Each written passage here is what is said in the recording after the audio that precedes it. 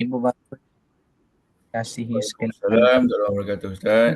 syukur kepada Allah panjang lagi umur kita dapat kita sambung pengajian kuliah duha kita hari ini, dan didoakan mudah-mudahan Allah memberi kita lorongan hidayah dengan sebab kita belajar ilmunya yang luas itu. Dan Imam Ghazali rahimahullah alaih, kata Imam Ghazali rahimahullah alaih, uh, ilmu ini tidak akan nampak hasil dan kesannya melainkan setelah kita beramal. Dan beramal itu dengan ikhlaslah baru datang buah-buah ilmu ataupun hikmah-hikmah daripada ilmu itu. Jadi kita nak sambung pengajian hari ini, Ustaz Wali.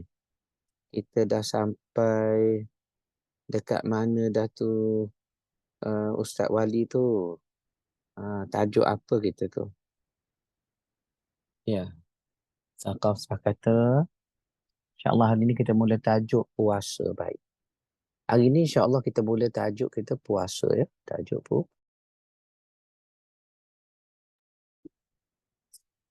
tajuk puasa.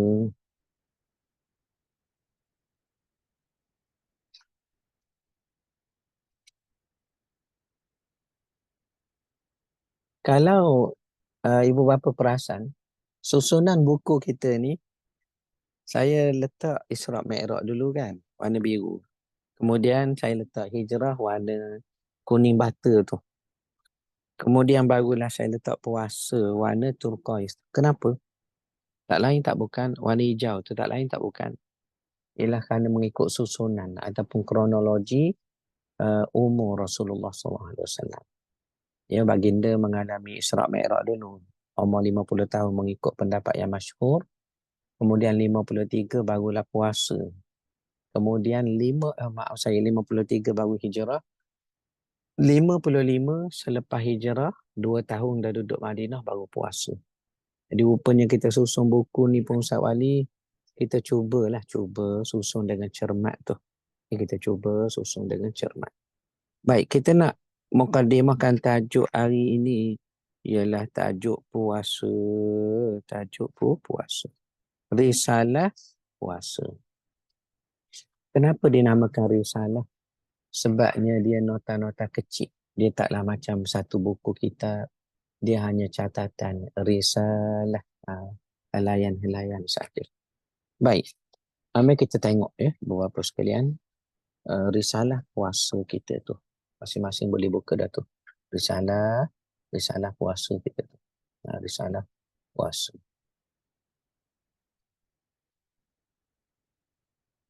Ya.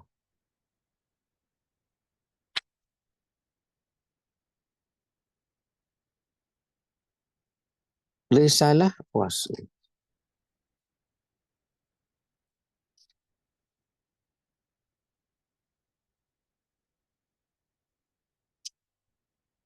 Memahami puasa ya. Kita buka dulu. Memahami puasa. Sebelum kita bahaskan tentang ibadat puasa dengan lebih mendalam, sewajarnya kita memahami terlebih dahulu tentang puasa itu sendiri. Ibadat yang telah difardukan kepada umat-umat terdahulu ini begitu melambangkan ubudiyah. Apa dia ubudiyah? Kehambaan. Mana puasa ni betul-betul kita zahirkan kehambaan sebab kita boleh pilih untuk makan minum. Tapi kita taat kepada kehendak pencipta kita. Jangan makan. Yang ni makan minum ni nikmat yang aku beri. Dan jangan makan dari nikmatku ini. Kerana kita hamba abdi Allah, kita ikut, kita taat. Itu dia kata, puasa nampak sangat menzahirkan ubudiyah, kehambaan ya, kepada Allah tu. Sejak ia disyariatkan, bila puasa ni disyariatkan? Katanya sejak zaman Nabi Nuh. Ibu bapa sekalian, cubalah buat catatan tu. Sejak zaman Nabi Nuh. Ini berdasarkan ayat Quran bila sebut, Ya ayyuhalladzina amanu, wahai orang-orang beriman, kutiba alaikumus siyam, diwajibkan kepada kamu untuk berpuasa kama kutiba 'alal ladzina min qablikum la'allakum tattaqun, sebagaimana orang dulu disebut dulu. Bila sebut dulu tu yang ahli tafsir bincang siapa orang dulu tu yang diwajibkan puasa. Sejak zaman Nabi Nuh. Maknanya orang pertama puasa atas muka dunia ni katanya ahli tafsir Nabi Nuh. Sebab tu karya kita ni, risalah kita ni dia sebut apa dia? Ya. Uh, dia satu ibadat yang menzahirkan kehambaan ubudiyah. Sejak sejak ia disyariatkan. Ia disyariatkan. Sejak ia disyariatkan.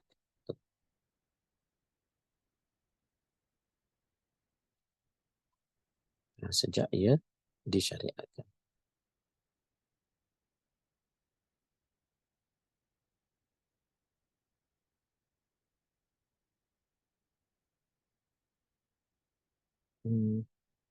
Sekejap ibu bapa sekalian. Saya charge. Satu lagi bateri di macam nak habis ni.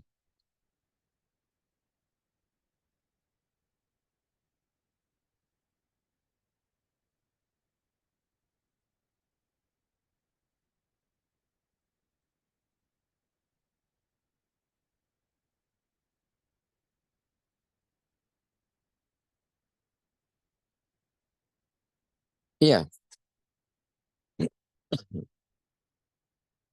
Ahli sejarah menyatakan bahawa orang pertama melaksanakan ibadat puasa ialah Nabi Nuh alaihi salam sebaik selamat daripada banjir itu. Kalau saya nak tanya jemaah saya di sini, agaknya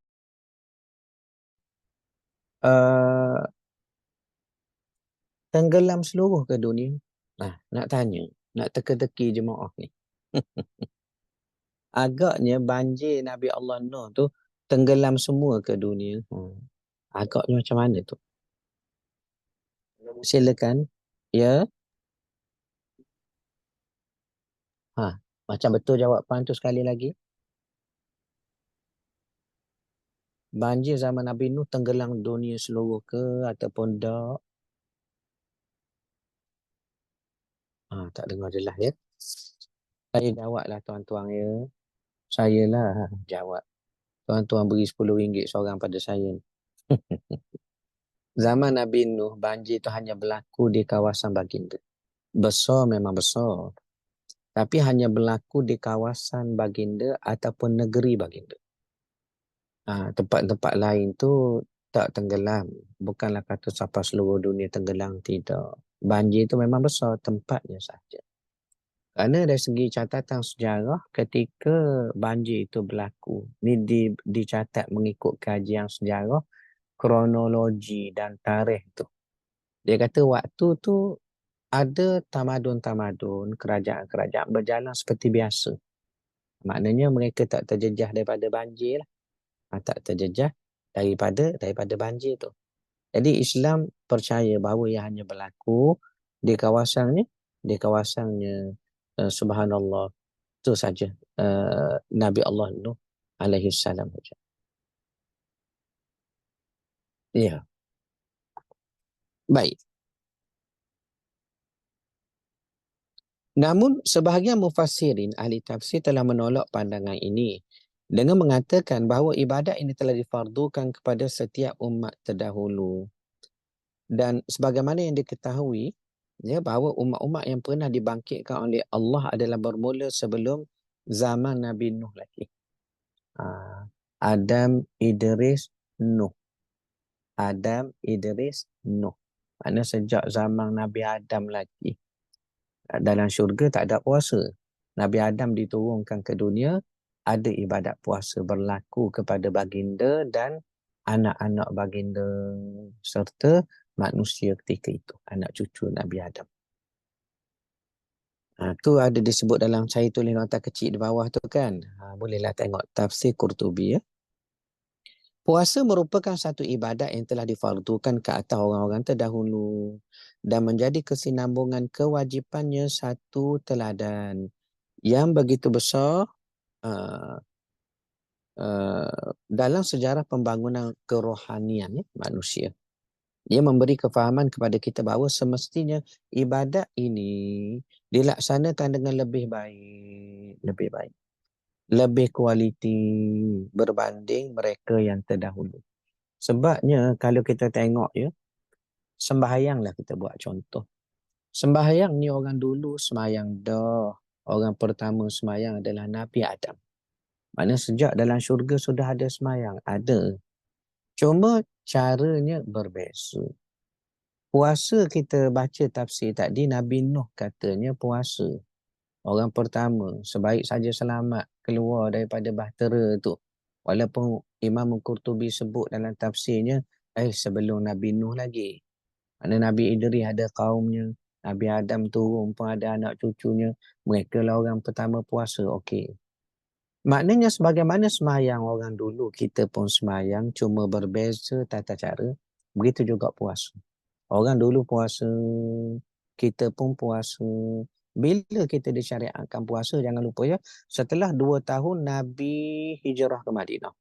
Mana umur Nabi 55 tahun tu. 55 tahun baru puasa yang jenis sebulan. 30 hari macam kita puasa sekarang. Tapi sebelum puasa yang jenis 30 hari, dah ada dah puasa. Nabi puasa. Orang soleh dulu puasa. Sebelum Nabi lagi puasa dah. Cuma caranya berbeza. Antara yang kita gali dalam hadis-hadis sebut dah, antara beza puasa orang dulu dengan kita ialah pada sahur. Orang dulu dia tak bersahur. Tu yang Nabi kata tasaharu. Bersahurlah. Kerana dengan bersahur ini dia membezakan puasa kamu dengan puasa Ahlul Kitab. Ahlul Kitab lebih dulu pada kita lagi. Jadinya dengan bersahur dia membezakan puasa kamu dengan puasa Ahlul Kitab. Jadi itu yang kita katakan ada beberapa hadis menggambarkan pada kita walaupun ibadat tu namanya sama sembahyang, namanya sama puasa, tetapi rupanya dia berbeza pelaksanaan dia. Berbeza pelaksanaan dia. Antaranya puasa tadilah. Puasa ya, puasa. Ya.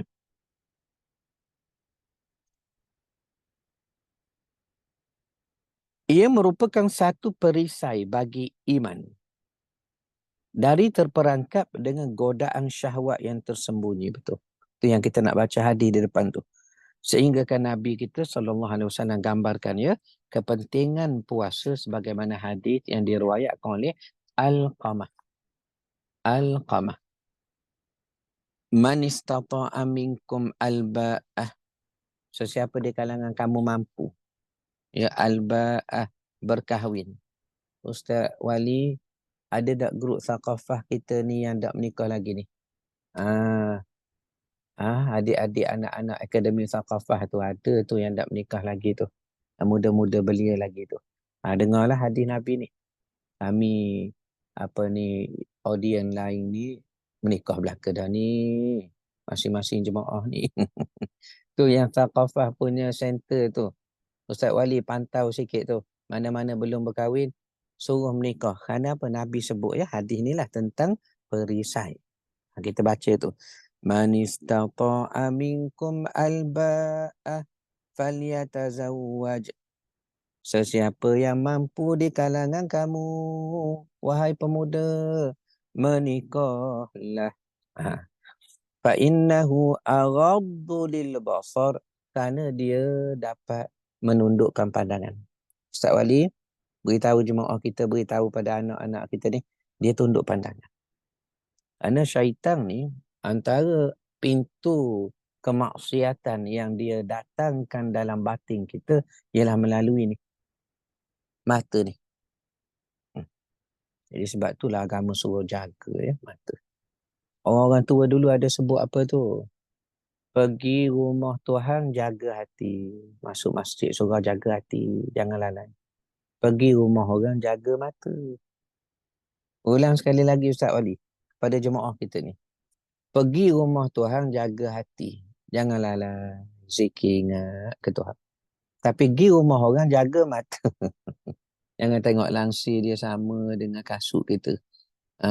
Ataupun meja dia fashion lama tu. janganlah tuang. Jangan. Itu dia.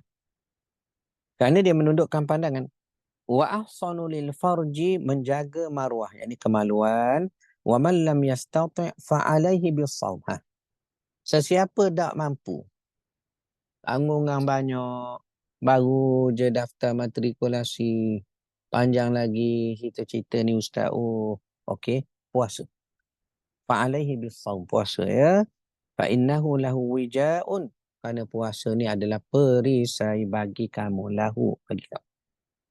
Bahkan bagi mereka yang berpuasa, Allah menjanjikan balasan yang besar seperti hadis yang diriwayatkan oleh Sahlu radhiyallahu anhu. Saya baca hadis tu. Inna fil jannati baban yuqalu lahu Rayyan. Sesungguhnya dalam syurga nanti ada satu pintu. Pintu ini namanya Ar-Rayyan. Anak saudara saya tu saya beri nama Ar-Rayyan. Yadkhulu minhu as-saimun yaumal qiyamah. Masuk orang-orang puasa hari kiamat nanti dalam syurga melalui pintu tu Ar-Rayyan. La yadkhulu minhu ahadun ghairuhum. Tak ada orang lain boleh masuk selain mereka je. Pintu ni untuk orang puasa. Yuqalu. Maka waktu tu ada satu suara menyeru mereka. Aina as-saimun? Siapa puasa dulu atas dunia banyak puasa tu? Puasa sunat, puasa nazar, puasa ganti, puasa wajib, tak usah kira lah. Siapa? Disuruh. Fayakum. Maka adalah yang menyahut. Menyahut lah. Kita kata bangun ni sini maknanya respon. Fayakumun. Yang ni dia menyahut saya. Ataupun dia bangun. Nak pergi dekat orang panggil. Tu maksud dia respon tu.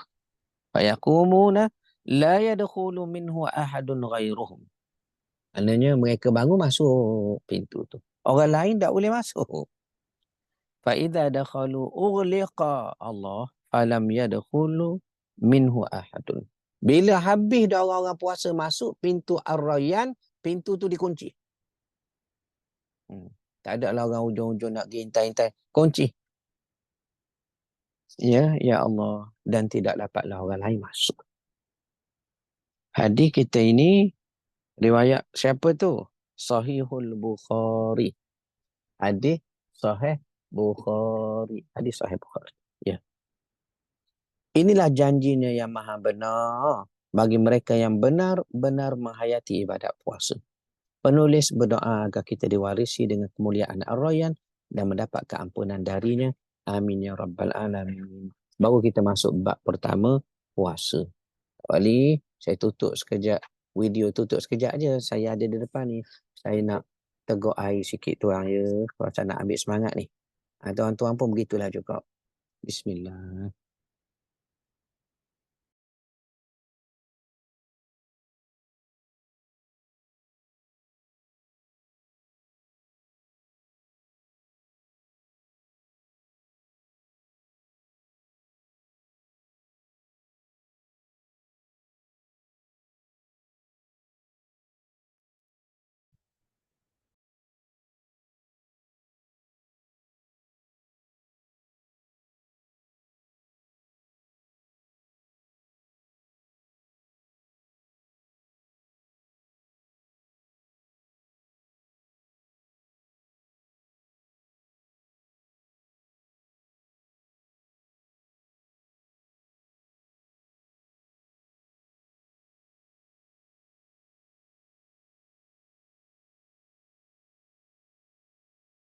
Baik, kita sambung. Kita masuk bab pertama, puasa. Apakah maksud puasa ya? Cuba kita ulang kaji ni. Apa yang saya nak baca ni, ibu bapa dah tahu dah. Cuma nak ulang kaji. Takrif puasa dari segi bahasa, puasa ialah tahan. Tahan ya. Puasa ni sebenar, kalau ikut makna pendek dia ialah menahan, tahan.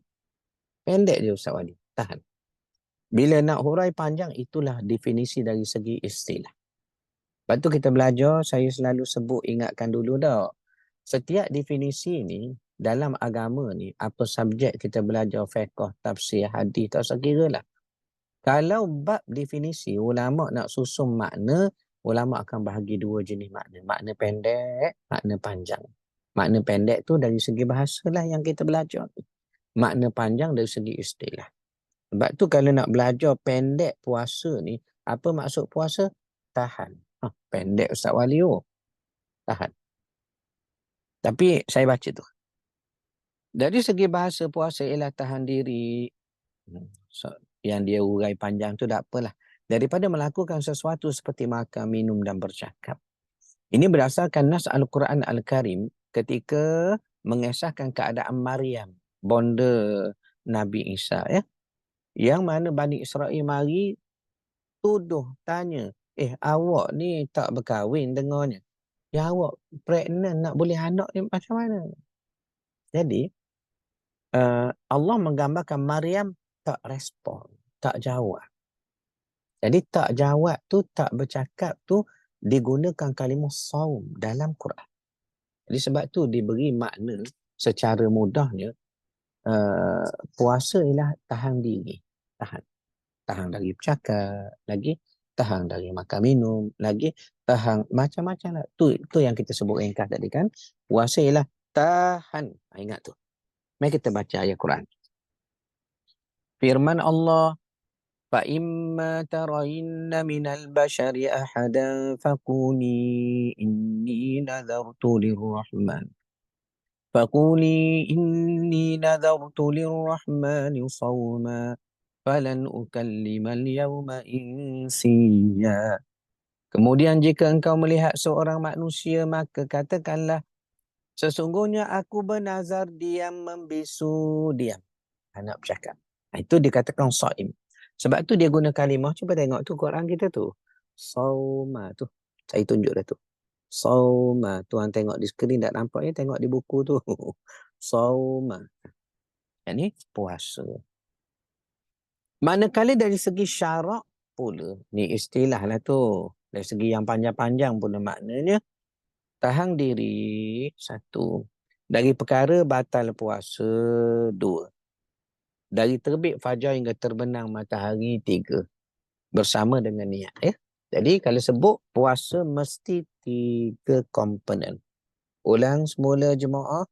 Kalau sebut makna puasa dari segi istilah atau hukum syarak, mesti ada tiga ciri Ustaz Wali, Ustaz Hakim. Ada tiga.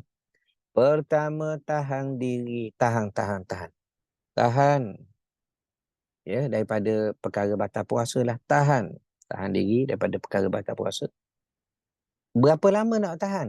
Bermula terbit fajar sampai terbenam matahari subuh tadi, sampai maghrib sekarang. Hari ni barangkali ada yang puasa sunat, puasa nazar tu Ustaz Walio. Ya, anak menang kejohanan Rubik. Orang main Rubik kemarin tu, di IMall tu. Menang anak dia bernazar dia. Tak apalah. Baguslah tu. Jadi, siapa yang berpuasa hari ini, apa dia dah buat tadi? Dia tahan diri daripada perkara batal puasa. Okey. Daripada pagi tadi sampai sekarang tahan lagi. Tapi nak kena tahan sampai petang sekarang maghrib. Dua. Ketiga dengan niat. Kalau salah satu tak ada soalan. Contoh dia tak berniat. Dia tahan diri. Ya, daripada perkara batal puasa. Bermula subuh sampai maghrib. Cuma dia tak niat. Dekat-dekat nak buka dia kata, aku ni tak buat apa perkara yang boleh batal puasa seperti orang yang puasa. Kalau aku puasa. Dah gitu aku niat lah aku puasa. Dia mesti niat sebelum waktu ataupun period kita menahan diri daripada perkara yang boleh batal puasa tu. Yang ni sebelum subuh. Kecuali puasa sunat.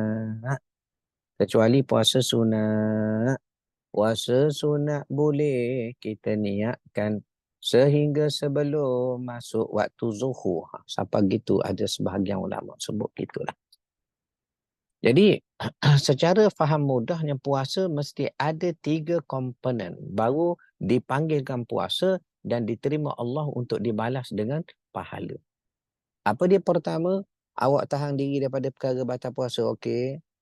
Kedua, tempoh awak tahan diri tu pagi sampai yakni subuh. Sampai maghrib sekarang. Okey. Tak lama rupanya. Sampai maghrib je betul. Ketiga, awak sertakan dengan niat ke tidak? Sertakan. Okey. Dan sertakan jadi puasa. Kalau awak dah sertakan, itu dipanggil puasa, wahai Ustaz Hakim. Itulah dipanggil puasa, Ustaz Hakim. Ya? Dipanggil puasa. Puasa, baik. Ya.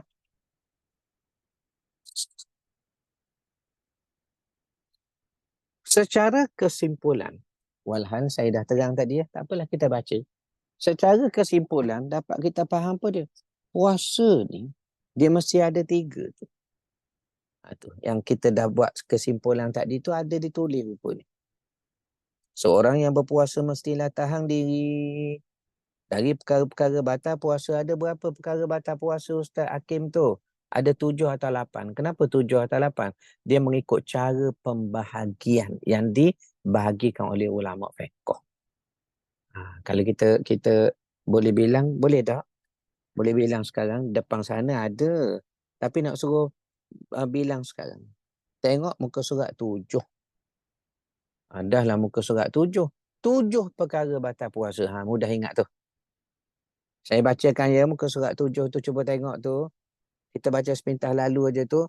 Makan minum dengan sengaja Ustaz Wali. Kalau tak sengaja, terlupa. Balik kuliah subuh, menanak nasi. Goreng ikan krisi. Kenyek lada, makan pula dengan telur mata kubah. Ngak makan menambah. Ngak makan menambah. Dah kenyang dah Ustaz Wali, duduk ruang tamu, baru buka Quran nak tadabbur. Allah, saya termakan. Ni tidak sengaja. Dalam hadis Bukhari sebut, Allah beri rezeki pada dia Ustaz Wali ya. Allah beri rezeki pada dia. Dia terlupa, dia tak sengaja. Rupanya orang penyakit lupa ni kadang-kadangnya ada untung juga tu ya. Ya. Saya nak tengok jemaah kita hari ni Ustaz Wali. Ramainya hari ni 29 orang. Saya sebut nama seorang-seorang tu. Abang Abdul Aziz ada, Kak Aminah Idris, Abang Azman, Kak Fazilah, Kak Fatimah Hanim, Kak Alimatun, Kak Hidayah, Kak Zaliyah, Kak Kamisah, Kak Latifah, Kak Nelly, Kak Nur, Kak Norehan, Kak Norizan, Abang Fauzi, Kak Fauziah, Kak Rina, Kak Rohani, Kak Rokiah, Kak Siti Zarah, Kak Umaymah, Kak Umi Kasum, Abang Yusof kita. Saya ni sebut nama yang ada je lah ni. Rupa tak kenal tu. Kecuali masing-masing buka video baru nampak. Tapi jangan buka dah soal dia. Jangan buka lah. Kita sambung tu. Kita sambung. Baik.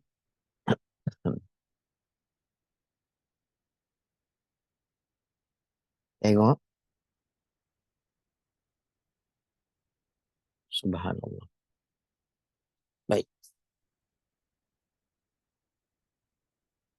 Ya. Minum, makan dengan sengaja. Memasukkan sesuatu benda dalam rongga melalui ruang sedia terbuka, yakni lubang hidung, mulut, telinga, kemaluan depan belakang. Ni kita akan hurai. 3, muntah dengan sengaja. 4, bertubuh dengan sengaja. Banyak dengan sengaja tu. Mengeluarkan mani dengan sengaja. Tiba-tiba datang haid dan nifas. Ni bukan sengaja mari. Batal. Hilang akal dan murtad. Tu yang saya kata tadi ya. 7 atau 8 tu sebab sinilah. Ada yang letak murtad tu asing. Ada yang letak hilang akal. Dengan murtad sekaligus macam sekarang ni. Jadi kita tahu dah kenapa disebut 7, kenapa disebut 8 ya. Kita balik muka surat 3, kita balik. Kedua, seorang yang berpuasa mestilah memahami bahawa tempoh puasanya itu hanyalah bermula dari terbit fajar hingga matahari terbenam ke arah maghrib. Ketiga, seseorang yang berpuasa mestilah faham bahawa perbuatannya yang menahan diri daripada perkara-perkara batal puasa adalah bermula dari terbit fajar hingga terbenamnya matahari dan mestilah disertakan dengan niat. Niat puasa. Kat mana dalil kena puasa? Jemaah tanya. Anak cucu di rumah tanya. Cuti di Pawali ni ramaikan balik. Dia kata, Tok Wan, puasa ni Allah suruh dalam ayat Quran kat mana? Nak cucu hak besar sikit dia kata kalau kat Quran kat Long tahu dah. Dalam hadis Nabi kat mana? Inilah saya nak tolong baca. Ya. Sebelum ibadat puasa pada bulan Ramadan difardukan, Rasulullah SAW melazimi diri dengan berpuasa 3 hari dalam sebulan. Sebelum 30 hari puasa sebulan difardukan, Nabi memang puasa. Sahabat memang puasa. Cuma puasanya 3 hari dalam sebulan. Hari apa tu? Hari-hari putih. Ayyamu abyad.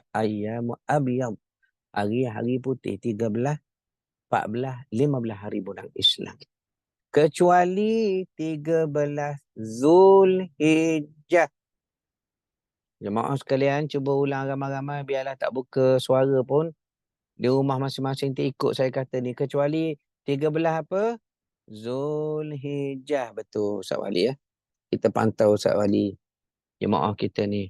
Dia ulang tak apa yang saya sebut tu. Pantau Ustaz Wali. Oh, 13 Zulhijjah. Nak suruh jemaah ingat je. Setiap 3 hari dalam sebulan sebelum bulan puasa 30 Ramadan disyariatkan puasa itu. Nabi kita dan sahabat hanya berpuasa yang jenis 3 hari dalam sebulan. Hari-hari putih. 13, 14, 15. Okey. 13, 14, 15. Betul. Kecuali 13 Zulhijjah. Kecuali 13 Zulhijjah. Ya. 13 Zulhijjah.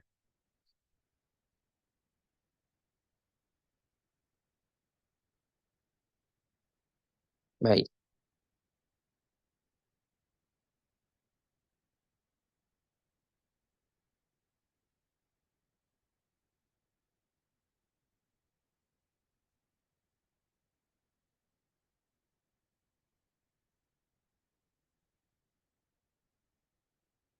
Sekejap Ustaz Wali.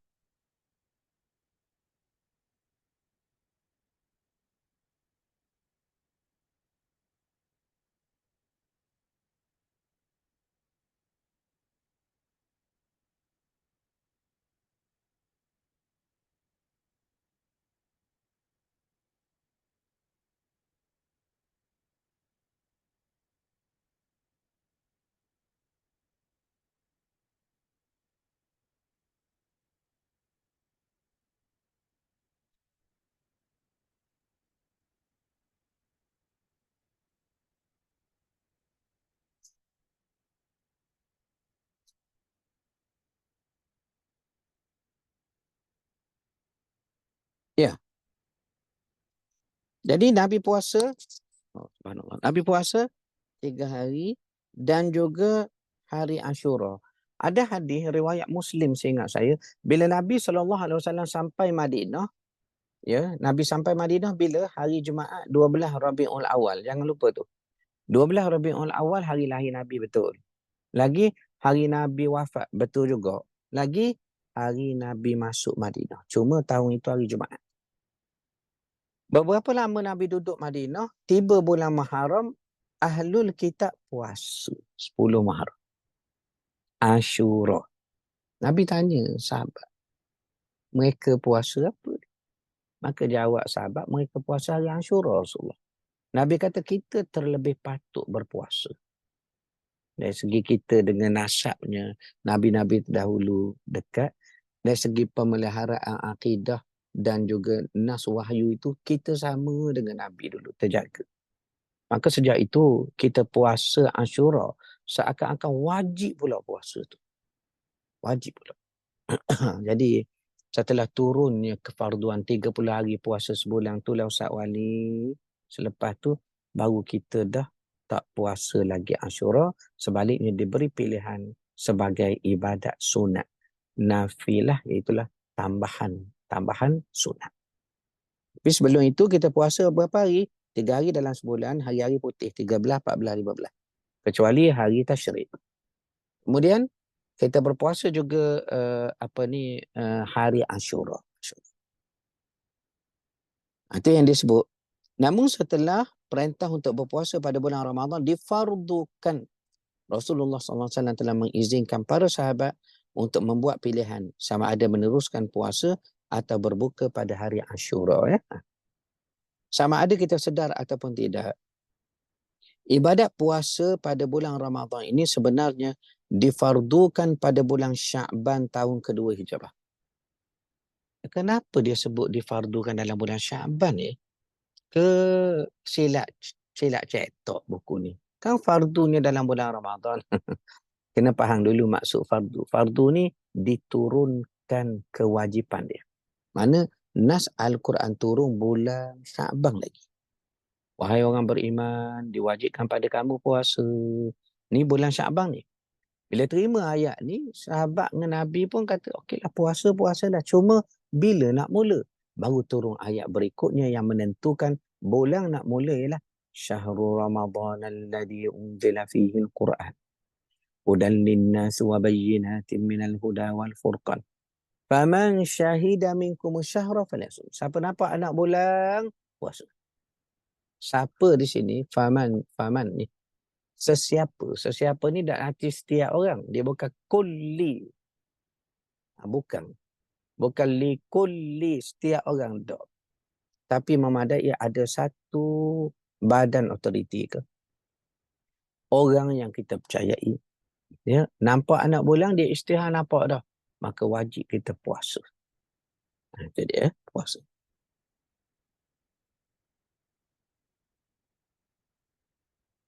Jadi bulan Sya'ban turun dah. Iklan lah pemberitahuan awal. Awak kena puasa. Maka Nabi tanya bila. Turun pula ayat berikut menentukan puasa bila nak kena mula. Disebut apa dia? Syahrul Ramadan. Bulan puasa bulan Ramadan ni. Bulan Ramadan Ustaz Wali tu. Bulan Ramadan. Nah, Bismillahirrahmanirrahim.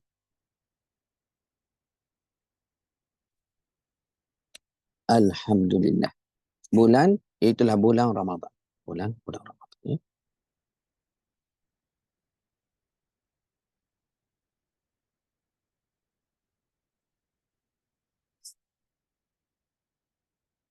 Ya.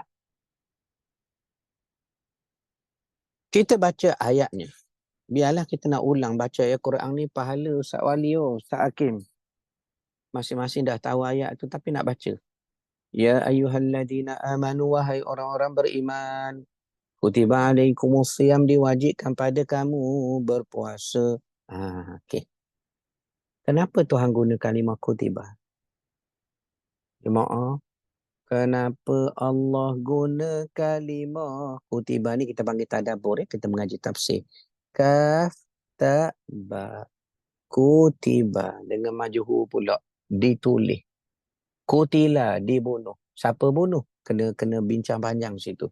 Kutiba, wajib, difardukan. Siapa yang diwajibkan tu? Kena bincang situ. Dipanggil macam majhul lah, tak tahu. Kutiba ni, sebenarnya kalau nak terjemah betul, saya nak tanya jemaah ni, Ustaz Ali, kita nak tanya jemaah. Biar jemaah bunyi suara Ustaz Ali. Sebab setakat ni tak dengar lagi tu. Tak ada dengar lagi suara mereka ni. Betul-betul mereka taat betul ni, perhati ni Ustaz Ali ya. Saya izinkan buka tu mikrofon tu.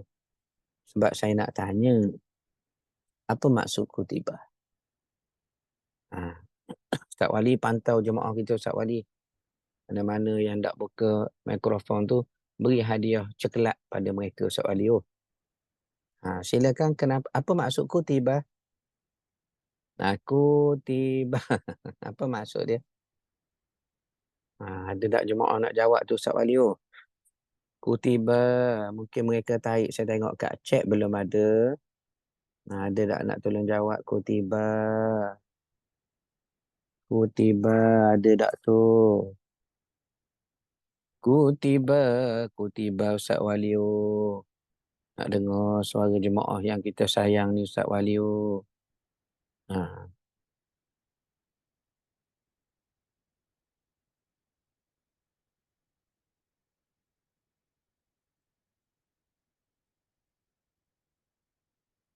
Diwajibkan. Baik. Kak Hidayah kata diwajibkan. Betul juga tu. Tapi diwajibkan betul juga. Cuma gini. Nak terjemah hak betul-betul ni, apa ni bang? Akak semua. Kutiba. Baik. Cuba kita dengar pandangan-pandangan lain sikit tu jemaah. Kutiba. Tarik Google ke apa maksud kutiba.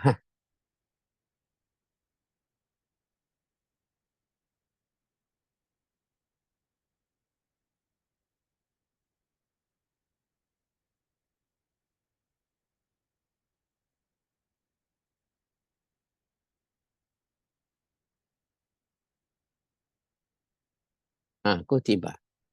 Kutiba ni saya jawab lah ya jemaah sekalian yang saya kasihi ni. Ada satu jawapan tu soal ni. Diwajibkan Kak Hidayah kata. Maksud diwajibkan itu pun betul juga Kak Hidayah. Cuma kutiba sini ditulis. Kutiba tulis. Jadi kalau nak terjemah, ya, wahai orang-orang beriman ya ayyuhalladzina amanu. Okey. Kutiba ditulis pada kamu ibadat puasa. Kama kutiba sebagaimana ditulis. Kenapa dia kata ditulis? Sebenarnya kutiba tu diwajibkan, betul dah. Betul yang Kak Hidayah sebut tadi, abang sebut tadi betul dah. Cuma kalau nak terjemah yang betul-betul ditulis. Soalnya betul-betul ditulis ni ada hikmah, ada perbahasan dia. Kenapa dia kata kutiba ditulis? Dia gini sebenarnya. Satu benda ni kalau sampai kena tulis Ustaz Wali, Ustaz Akib, ibu bapa, jemaah sekalian. Dia nak menunjukkan benda ni penting. Ulang sekali lagi. Penting. Orang tengok atas dunia urusan hari-hari. Kalau benda siapa kena tulis. Agreement, beli rumah, masuk sekolah, daftar universiti, lahir anak, menikah, kahwin, bercerai pun tulis. Mati, tulis. Kalau benda tu sampai tulis, sejumlah besar kita tengok dalam hidup ni, penting. Jadi puasa ni, penting, kutiba. Seakan ditulis perjanjian aku dengan kamu. Sebab puasa ni, pada Allah lah. Itu yang Allah kata, kecuali puasa. Kerana dia puasa untuk aku, terpulang pada aku nak balas. Betul-betul menunjukkan kita dengan Tuhan. Orang puasa ni nampak ikhlas dia. Kepada Tuhan ni nampak ikhlas dia. Jadi boleh faham dah tu. Ya. Jemaah saya tu syukur pada Allah. Boleh faham dah tu Ustaz Wali, jemaah kita Ustaz Wali. Ya. La'allakum tattaqun, semoga kamu takwa. Rupanya puasa ni ada dia punya skor dia. Ada goal dia. Apa dia? Takwa. Apa maksud takwa? Balik-balik apa Tuhan buat, kita buat amal ibadat. Sedekah ke, semayang ke, baca Quran ke, naik haji ke. Satu je Tuhan nak. Takwa, kamu takut. Takut pada Allah. Ya. Namun pensyariatannya, ya, untuk dilaksanakan pada bulan Ramadan ialah bila turun pula ayat berikutnya. Dia tak turun sekaligus ni. Dia tak turun ayat yang macam kita baca dalam Quran tu walaupun selepas ayat ni. Tak. Diturun lain-lain. Ayat pertama pemberitahuan kena puasa. Sebab tu dia turun, disyariatkan, diiklan, diwajib turunnya untuk diberitahu awal sebelum dilaksanakan. Bulan Sya'ban lagi. Jadi bila turun bulan Sya'ban, bila kami nak mula ni? Turun ayat berikutnya. Syahrul Ramadan alladhi unzila fihil Quran. Bulan puasa Ramadan itu bulan turun Quran. Fahami ayat tu. Ya. Mari kita tengok muka surat 5. Ibnu Katsir berkata, Allah bercakap secara langsung direct dengan orang-orang beriman daripada umat inilah dengan memerintahkan pada mereka ibadat puasa. Wahai orang beriman, Tuhan terus turunkan seruannya orang beriman.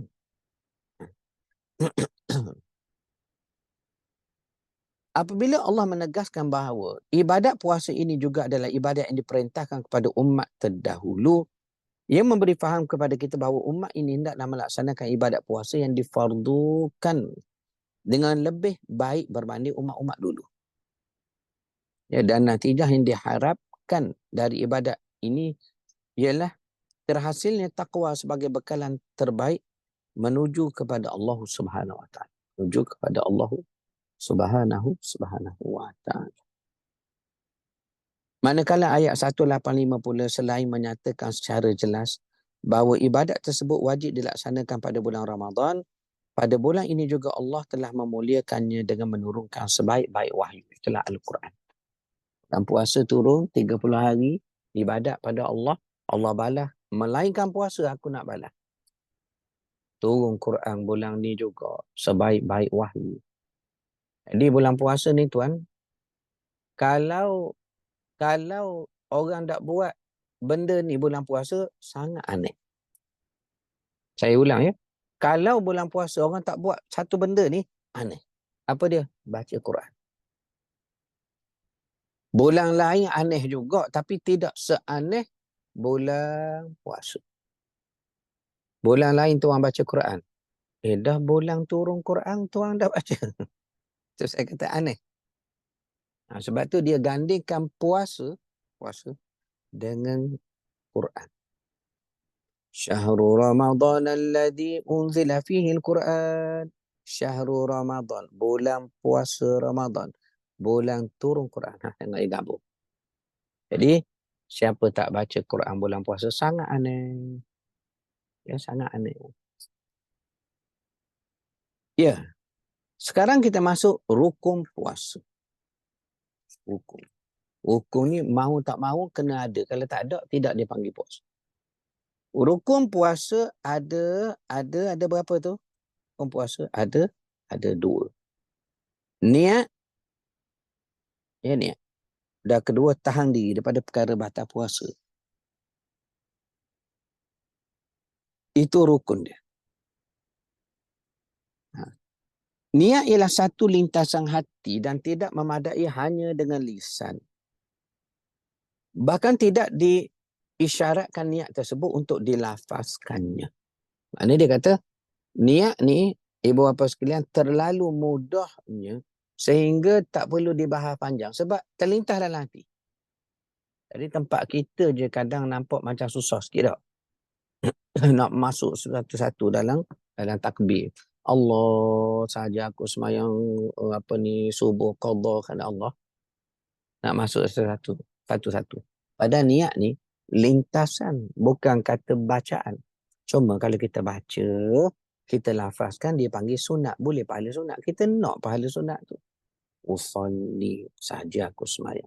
Fardu zuhri, waktu zuhur. Baguslah. Kita ulang, kita zahirkan niat kerana melafazkan niat adalah sunat. Tapi yang wajib, yang rukun. Rukun apa dia? Lafazkan niat bukan rukun. Berniat itu. Berniat ni lintasan dalam hati. Kita dengar hadis Nabi SAW ya. Innamal a'malu binniyati wa innamal likulli imri'in ma nawa. Setiap perbuatan adalah bergantung pada niat. Dan setiap urusan itu bergantung pada apa yang diniatkannya. Yang diniatkannya. Baik.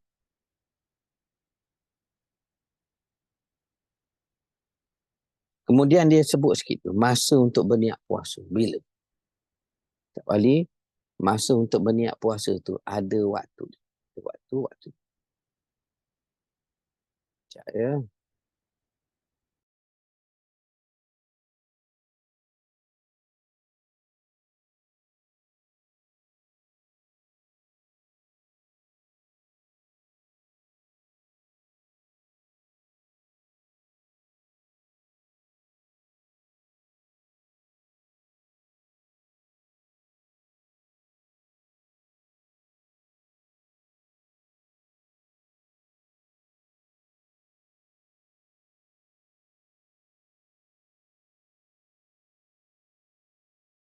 Baik, ibu bapa sekalian, kita sambung.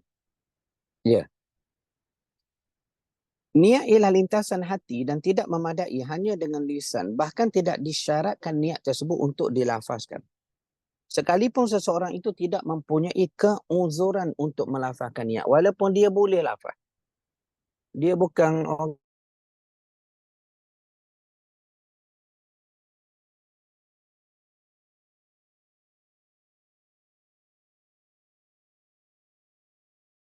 Saya. Okey, kita sambung tu. Boleh dengar jelas suara saya, Alhamdulillah ya. Baik. Ha. Jadi sekalipun seorang itu dia tiadakan uzuran.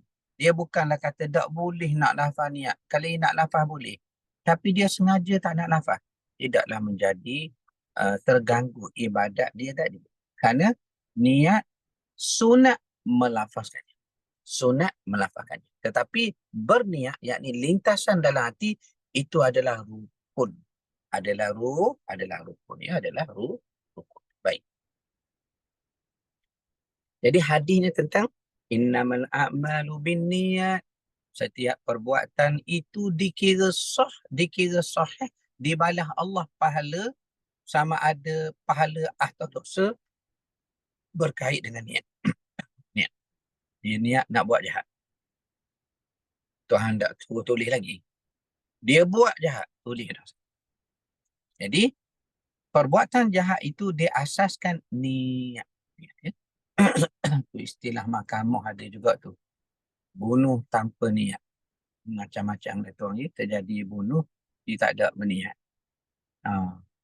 Dia duduk belakang pintu bilik air nak buat kejut ke kawan dia. Reunion sekolah, umur 70, naik tingkat 3, belum masuk kelas guru besar lama nak mari. Dia duduk belakang pintu terkejut. Dia teringat sekolah-sekolah dulu dia rajin buat ada. Orang yang sama. Mati hamba Allah. Maka mati tanpa niat lah tu, bunuh tanpa niat. Ya, kita tengok ya, masa untuk berniat. Masa untuk berniat bulan Ramadan ialah pada waktu malam. Sebelum terbit fajar, yakni sebelum subuh. Ingat tu, kita nak puasa esok kan? Waktu kita niat malam ni sebelum subuh. Mana kalau orang tak niat langsung, kejut-kejut orang azan subuh dah. Tak sah. Tengok tu. Dalam mazhab Syafi'i kita, Imamuna Imam Syafi'i, niat puasa hendaklah dilakukan pada setiap malam. Tetapi boleh diihtiyat. Diihtiyat ni diambil panduan. Dengan bertaklid, dengan mengikut kepada mazhab Maliki, iaitu memadai berniat di awal Ramadan saja. Tak, kita ikut mazhab Imamuna Imam Syafi'i tiap-tiap malam. Kita niat. Tapi boleh kita ihtiyat mengambil panduan dengan bertaklid mengikut pandangan mazhab Imam Maliki, guru Imam Syafi'i. Itulah memadai niat sebulan tu. Sebulan tu. Ini dia ada dalam Ahkam wa Fatawa As-Siyam. Hukum-hukum dan fatwa-fatwa puasa. Sabda Rasulullah sallallahu alaihi wasallam, "Man lam yubayyit as-siyama qabla al-fajri fala siyama lahu."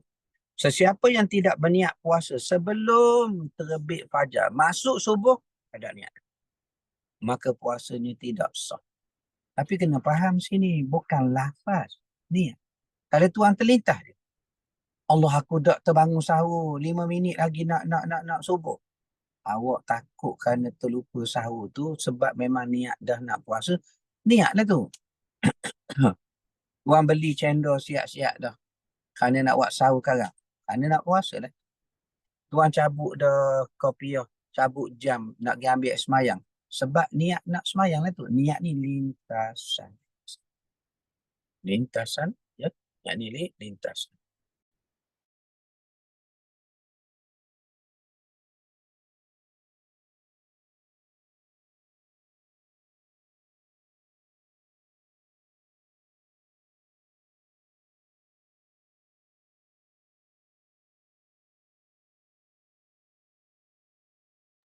Baik. Jadi sesiapa yang tidak berniat puasa sebelum subuh terbit fajar, puasanya tidak sah. Sabda Nabi SAW. Kedua, ni rukun rukun. Rukun puasa ada dua. Niat.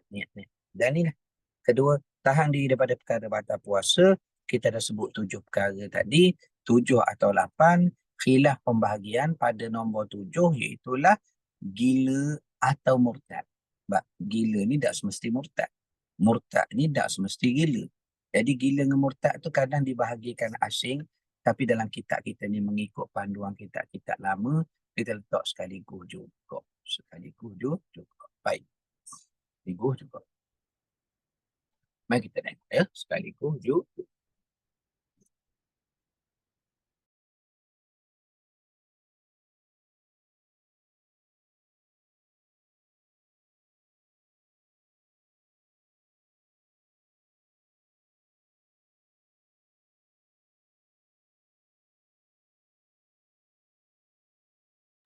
Baik. 7 perkara batalkan puasa. Kita akan baca dengan lebih detail lagi. Makan dan minum dengan sengaja. Hadisnya, sekiranya dilakukan dengan sengaja, dengan tidak sengaja. Dengan tidak sengaja. Sebab dia kata perkara batal ni sengaja. Tapi kalau tak sengaja, Ustaz, ada ya, orang kadang terlupa. Walaupun dengan kadar yang banyak. Dia menanuk nasi dalam kawah,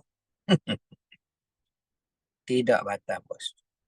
Ini berdasarkan kepada hadis Nabi SAW seperti yang diriwayatkan oleh Imam Bukhari dan Muslim. Saya baca tu. Man nasiya wa huwa shaimun. Sesiapa lupa sedangkan dia puasa. Fa'akala. Dia makan. Au syariba. Dia minum. Falyutimma sawmahu. Hendaklah bila dia teringat, sempurnakan. 2 minit lagi nak maghrib. Ustaz, saya dah terlupa. Dah apa? Berhenti makan ni, sempurnakan 2 minit lagi sampai maghrib. Fa'innama at'amahu Allah wa saqahu. Sesungguhnya yang dia terlupa sampai makan minum tu, Allah bagi dia makan, Allah bagi dia minum. Itu dia. Hadis dari mana? Bukhari wa Muslim. Kedua, perkara batal puasa, memasukkan sesuatu benda. Cuba ibu bapa tengok, kenapa saya, kita panggil apa Ustaz Wadi kalau gelak ni? Bol ke italik? Bol. Kenapa saya bolkan tu gelak? Ada makna tu. Ada makna. Susunan tajuk ni pun ada makna dari segi unjuran sirah. Sirah, apatah lagi kenapa kita bol. Ada makna. Saya baca, cuba tengok bol tu. Perkara kedua batalkan puasa, setelah tadi makan minum dengan sengaja. Kalau tak sengaja tak apa, ada hadisnya. Kedua ialah apa dia? Batal agak puasa. Awak memasukkan sesuatu benda. Tengok tu dia buat bol, benda. Ke dalam rongga. Bol juga. Melalui ruang yang sedia terbuka bol. Dengan bol 3 ni, dia boleh bahas banyak persoalan fiqh. Pertama, dia kata masukkan satu benda. Benda ni sehingga kita bol ni, apa maksud benda? Jemaah sekalian, Ustaz Wali, izinkan saya tanya jemaah ni. Kalau mereka senyap sangat pun tak bagus juga ni Ustaz Wali. Takut mereka lah ke mana-mana dari pasar malam. Saya bergurau tu, saya nak tanya ni. Benda tu apa dia? Kenapa kita bol? Memasukkan satu benda. Saya jawablah Ustaz Wali ya. Saya jawab Ustaz Wali. Benda ni ialah maksud dia. Benda tu syarat dia nampak. Sebab ada benda tak nampak. Ada benda Ustaz Wali tak nampak, Ustaz Hakim tak nampak. Tapi syarat sekarang ni, batal puasa kalau awak masukkan satu benda. In bracket, benda tu nampak.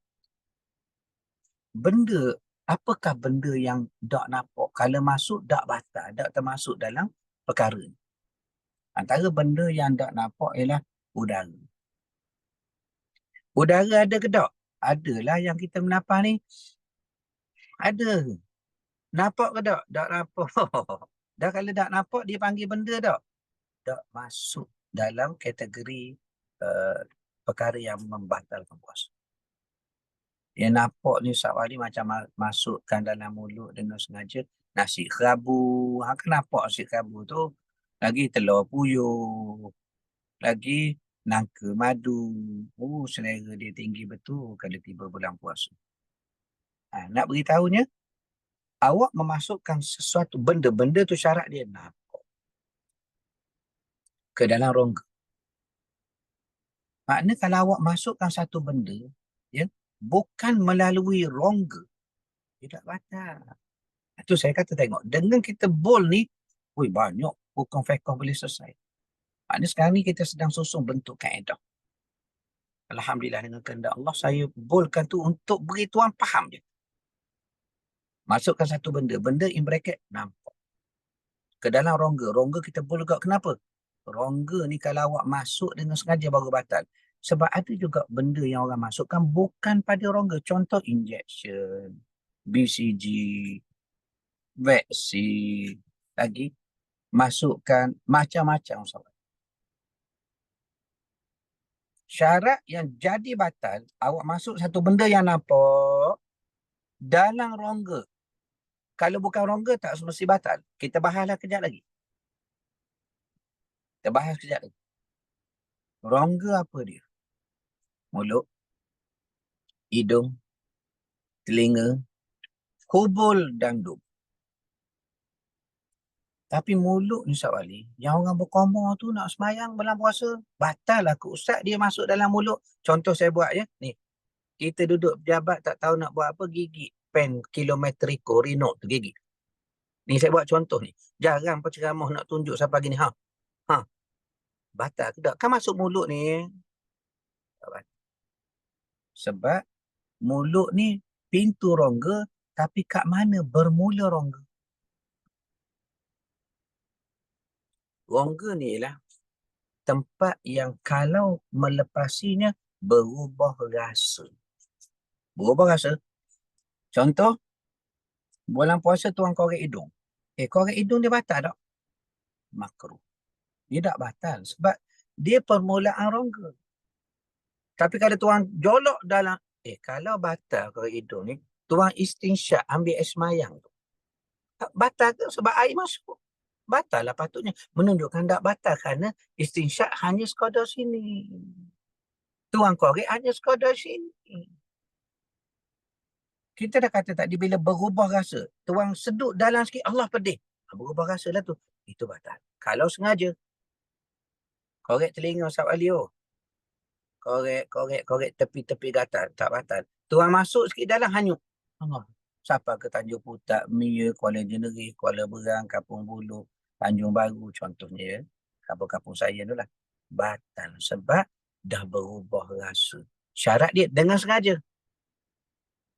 Lagi sekali orang nak cabut gigi tu kan dia injek di gusi. Tak batal. Sebab dia belum melepasi berubah rasa. Faham ya? Faham lah tu.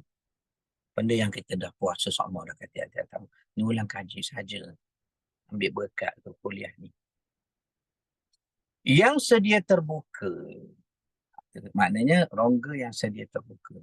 Kalau orang injek ubat, BCG ke apa, tidak batal selama mana ada dua perkara. Dengar tu. Tidak akan batal selagi dua benda dia ada. Pertama, injection bukan pada rongga.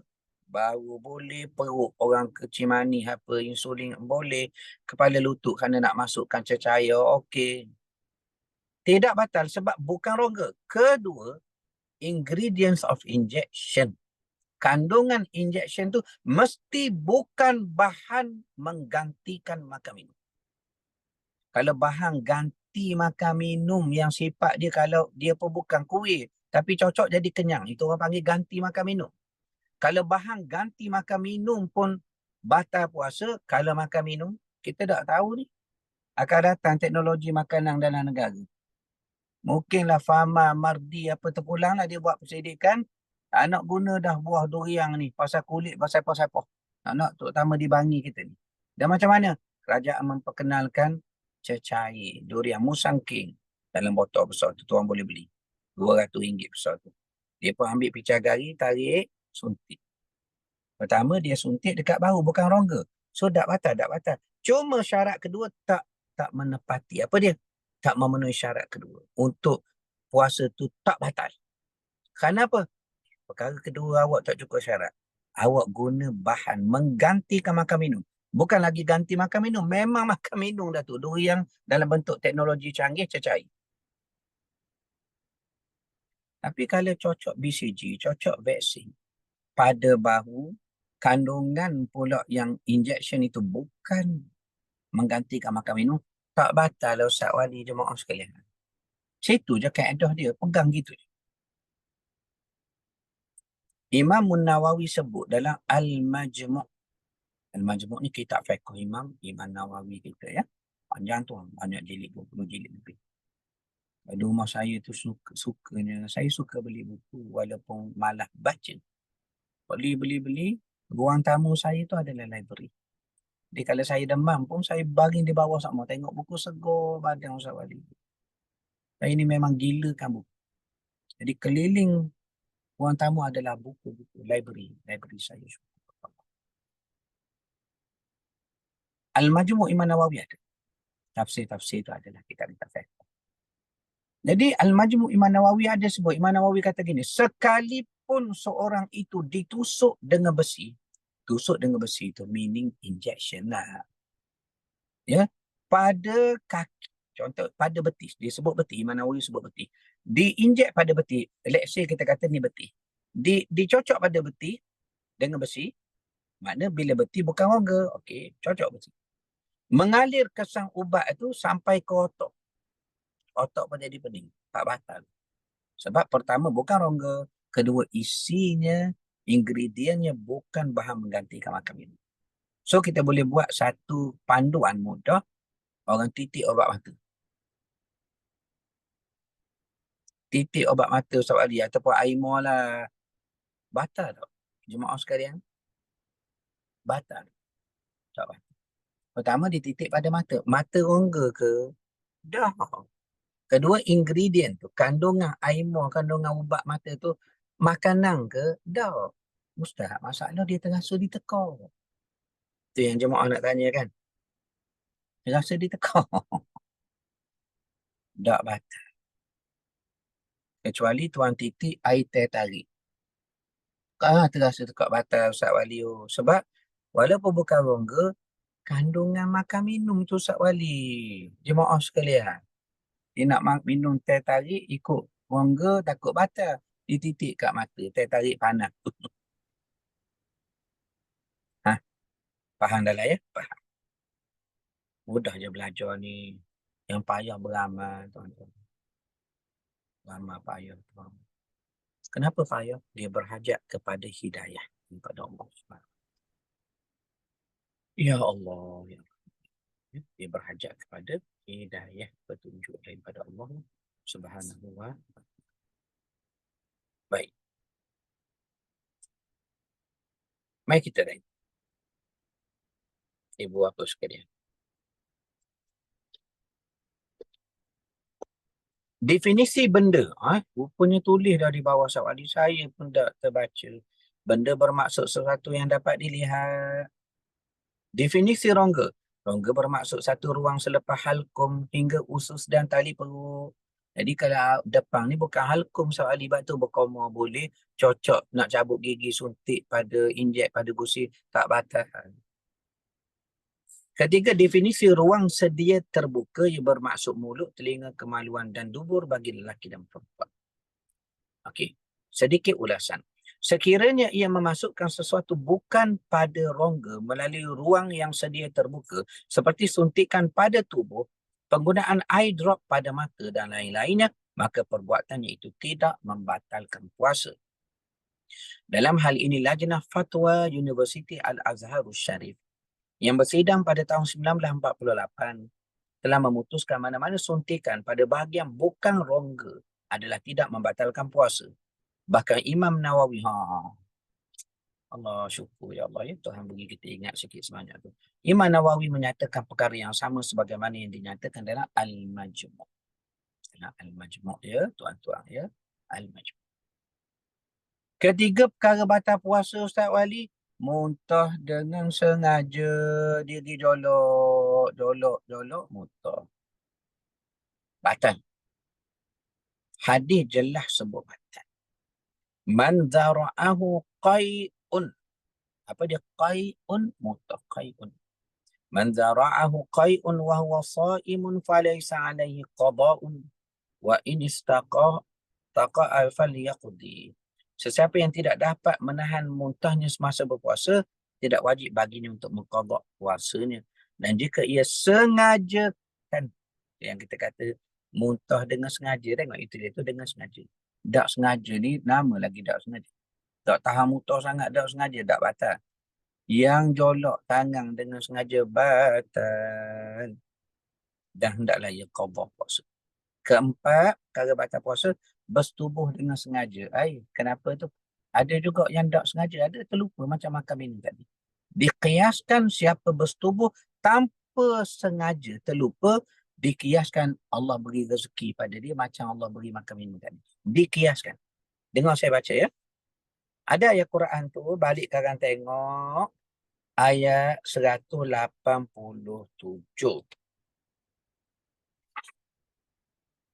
Ya. Tentang uhilla lakum lailatas siyami rafathu ila nisai. Ya. Dihalalkan bagi kamu untuk menggauli isteri kamu, pasangan-pasangan kamu malam. Ya, hunna libasul lakum wa antum libasul lahun. Mereka pakaian kamu, kamu pakaian mereka. Bahasa Quran tu halusnya. Alimallahu annakum kuntum takhtanuna anfusakum fataba alaikum wa afa ankum fal'ana bashiruhunna wabtaguna ma kataballahu lakum. وكلوا واشربوا حتى يتبين لكم الخيط الأبيض من الخيط الأسود من الفجر. ثم أتموا الصيام إلى الليل ولا تباشروهن وأنتم عاكفون في المساجد تلك حدود الله فلا تقربوها كذلك يبين الله آياته للناس لعلهم يتقون. Ni dalil apa ni? Diberi kebenaran untuk menggauli isteri malam. Kerana malam dah lepas terbenam matahari, tidak terlibat lagi period, kena tahan diri daripada perkara-perkara 7 perkara, 8 perkara ni.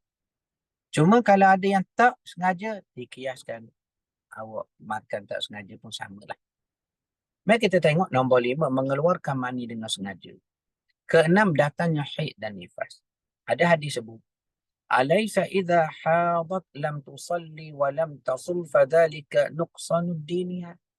Bukankah wanita yang haid itu tidak bersolat dan berpuasa? Mana Nabi kata, orang wanita haid ni tak solat tak puasa. Mana suruhan agama, larangan agama, haid dan nifas. Sebab itu dikatakan wanita kurang agamanya. Bukan kurang agama macam mana? Kerana ada waktu dia tak boleh nak ibadat macam kita lah. Ya? Ketujuh, hilang akal dan murtad. Kedua-dua perkara ini juga adalah perkara yang menghalang sahnya puasa bagi seseorang kerana ia telah terkeluar daripada taklifan agama. Apa dia taklif? Tanggungjawab agama. Orang gila, kita nak suruh dia buat haji. Orang murtad, kita nak suruh dia semayang. Dia dah tak ada taklif agama.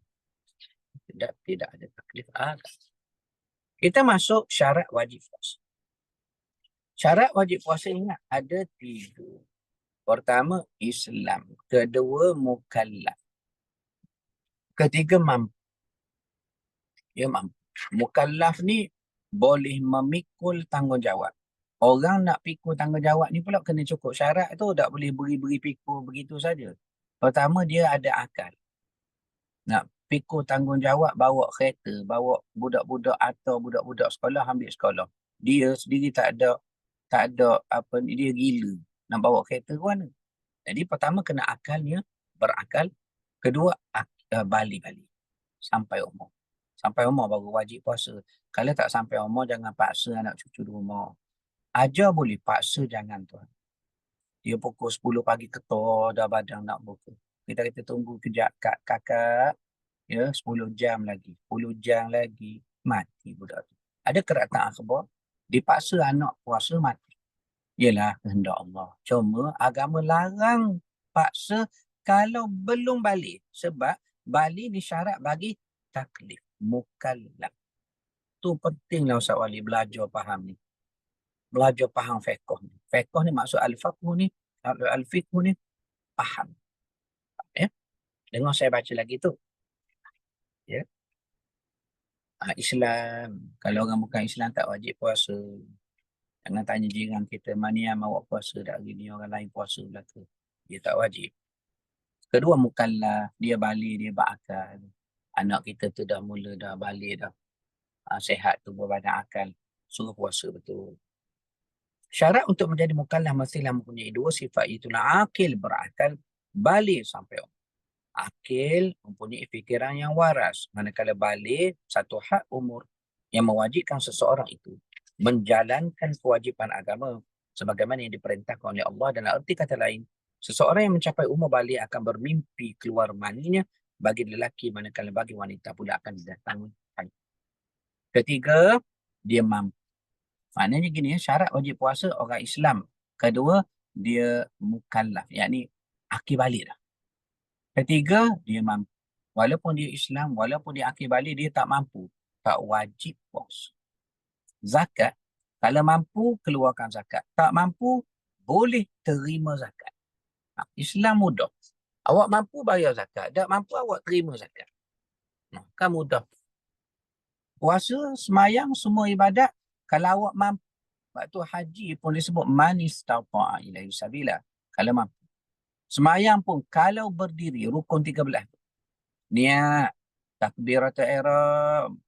Niat, berdiri dengan luru. Kalau mampu berdiri. Kalau tak mampu duduk. Itu disebut man istata'a. Mampu. Jadi kalau suami kita bulan puasa terbaring Ustaz Wali, antara tangga dapur, nak turun ke dapur dengan ruang tamu, tak ada tangga, terbaring, tak pakai baju. Kita tengok bang, ni puasa kemayak, ni bang, teruk sangat. Orang kita bang kali tak mampu. Tak mampu, tidak wajib. Jangan paksa je. Seorang yang berpuasa mestilah mempunyai kemampuan untuk melaksanakan ibadat tersebut dan terpelihara daripada keuzuran yang menghalang dari pelaksanaan terhadap ibadat puasa. Contohnya seperti tiada daya kerana telah mencapai umur yang lanjut. Seperti Ibnu Abbas sepupu Nabi, ya. Bila umurnya sudah banyak, dia tak mampu puasa. Apa beliau buat? Bayar fidyah. Ini kita akan jumpa bab nanti dalam ni, fidyah dan kafarah. Contohnya seperti tiada daya kerana telah mencapai umur yang lanjut serta mempunyai penyakit yang menghalangnya untuk puasa. Muda lagi tapi ada penyakit, tak boleh nak puasa. Firman Allah, wa 'alal ladzina yutiqunahu fidyatun ta'amu miskin. Apa dia fidyah dia tu? Yang wajib atas orang-orang yang tidak terdaya berpuasa kerana tua dan sebagainya, fidyatun. Quran kata bayar fidyah, iaitu memberi makan fakir miskin. Ya, fidyah. Fidyah ni untuk siapa? Ya? Fakir miskin je. Jangan bagi golongan zakat tu. Itu zakat. Fidyah ni bukan untuk golongan asnaf zakat. Jangan tertukar. Fidyah hanya untuk fakir miskin. Beras ke duit gandaan kita kira-kira duit. Lama tinggal puasa langkau tahun tak balas tu ke. Adalah 500 untuk fakir miskin. Tuan jangan beri mu'allah pula. Tuan jangan beri pula Ibnu Sabil pula. Tuan jangan beri pada Amel pula. Jangan beri, jangan. Dia hanya untuk 2 golongan fidyah, ya. Zakat untuk 8 golongan, 8 asnaf tu, ada pun fidyah untuk 2 golongan. 2 golongan ni pula kebetulan dalam asnaf zakat. Asnaf zakat. Saya ingat habis di situ dulu, ibu bapa sekalian. Kita habiskan hadis tu. Ibnu Abbas kata, huwa syaikhul kabir wal mar'atul kabirah la yastati'ani an yasuma fayut'imani makana kulli yawmin miskinan. Iaitu siapa dia orang yang tak layak ni, umur lanjut ni, orang tua lelaki dan perempuan yang tidak mampu berpuasa, maka hendaklah mereka memberi makan seorang miskin bagi setiap hari yang ditinggalkan. Itu cukup bagi setiap hari yang ditinggalkan. Ya, inilah antara keuzuran lain yang juga dikira menghalang seseorang daripada melaksanakan ibadat puasa. Inilah haid atau nifas, ya, pada sebahagian waktu siang. Begitu juga pitam atau hilang akal, walaupun sekejap, dia wajib imsak. Puasa dia batal dah, tapi dia wajib tak buka. Tunggu juga. sepanjang hari tersebut. Pesakit yang mengidap penyakit yang memudaratkan serta orang yang bermusafir dari tidak kurang 83 kilometer dengan syarat perjalanan tersebut terhindar dari maksiat, maka diharuskan untuk berbuka. Saya keluar daripada Palestin, naik kapal terbang dari Jordan nak balik Malaysia. Dalam bulan puasa hari itu saya dululah sebelum PKP lagi sempat saya ke Palestin 2 kali. Bulan puasa di Masjidil Aqsa. Bila naik kapal terbang, ada pelajar-pelajar anak-anak kita yang belajar di Jordan. Stewardess tanya nak makan apa, mereka order nak makan. Jadi orang sebelah saya bisik, ustaz-ustaz macam mana buka puasa? Saya kata, bang, tak boleh kata gitu bang. Mereka ni musafir 83 kilometer ke atas. Boleh buka ha. Mana pandai mereka guna rukhsah keistimewaan Tuhan beri bagi orang musafir. Dia musafir ni tuan tak nanti kapal terbang, tak nanti apa. Tuan nak pergi ke Perak, Kampar Perak, nak balik ke Perak. Jauh daripada 83 kilometer lebih. Cuma tuan naik private jet. 15 minit dah sampai. Boleh tak buka? Boleh. Sebab tuan musafir. Balik kampung bukan maksiat. Kedua, ialah apa dia? Jaraknya sudah lebih. Tuang naik apa, tuang siapa, tuang guna jin ke siapa, itu bukan soal agama. Soal dia musafir, bukan maksiat, lebih 2 marhalah. Dasar kira awak naik apa tu. Saya dah naik apa, saya guna jin, Ustaz. Siapa ada sekejap. Dia firman Allah, وَمَنْ كَانَ مَرِيضًا أَوْ عَلَى سَفَرٍ فَعِدَّةٌ مِنْ أَيَّامٍ أُخَرَ يريد الله بكم اليسر ولا يريد بكم العسر. Sampai habis. Dan sesiapa yang sakit atau dalam musafir, bolehlah ia berbuka, kemudian wajiblah ia berpuasa sebanyak hari yang ditinggalkan itu. Pada hari-hari yang lain ya, jadi hari yang selepas puasa. Jadi qada bulan puasa kita tinggal ni tak sama dengan besarnya hari bulan puasa. Bila kita qada tentu bukan bulan puasa dah. Allah menghendaki kamu beroleh kemudahan dan ia tidak menghendaki kamu menanggung kesukaran. Wallahu ta'ala a'lam. Habis di situ nanti kita sambung syarat sah puasa. Ibu bapa sekalian, ada soalan ke tidak? Kalau tak ada, simpan soalan ni untuk kuliah berikutnya. Ustaz Wali, saya jangka tak ada soalan tu. Saya jangka biasanya jangkaan saya ni tak meleset. Saya kira tak ada soalan kita. Kalau tak ada soalan jemaah sekalian, kita sambung dalam kuliah akan datang insya-Allah mudah-mudahan ya. Wa sallallahu ala sayidina wa habibina al-Mustafa wa ala alihi wa sahbihi. Walhamdulillah rabbil alamin. Assalamualaikum warahmatullahi wabarakatuh. Ibu bapa.